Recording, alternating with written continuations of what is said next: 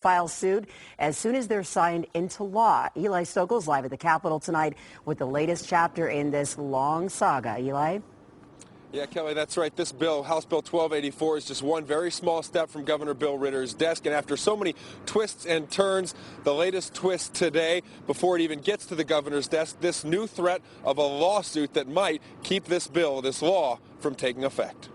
In the ongoing debate over medical marijuana, attorney Rob Corey says he represents the shared interests of patients and providers. And Corey says the proposed regulations close to becoming law will hurt them both. The ultimate goal here is to ensure that suffering patients have access to their medicine. Corey is set to file a lawsuit challenging several provisions in House Bill 1284, including the 5-patient limit on caregivers operating outside the state-sanctioned center model and licensing fees on dispensaries that do become wellness centers. There's nothing wrong with making money exercising a constitutional right. Corey also taking issue with requirements that dispensary owners have at least 2 years of Colorado residency. I have a major problem with preventing people from moving to Colorado, bringing money, hiring employees, renting out space, and opening up a business in our state. Corey's legal argument is also an economic one, but Senator Chris Romer, who drew up the new laws, says Corey is just blowing smoke. Rob's a very smart guy.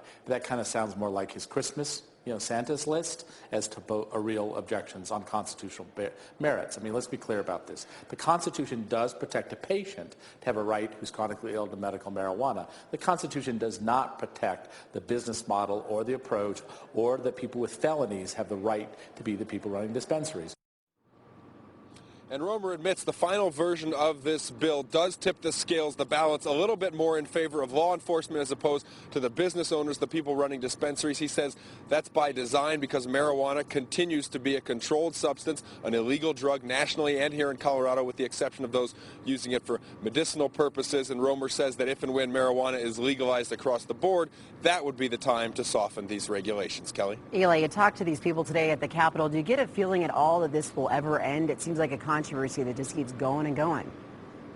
I think that's true. I think until marijuana is legal, there are going to be people fighting on that side of it who are not going to let this go. In the meantime, for the dispensary owners who are going to really be affected more immediately from this bill, this is a matter of economics, a matter of survival for these businesses. Sure. And so that is what this fight is going to, how this fight's going to play out in court. It really concerns them right now. But over the long haul, you're right. Those medical marijuana advocates and the people on the other side, they're going to keep fighting this thing out. All right. Eli Stokols live at the Capitol. Thanks, Eli.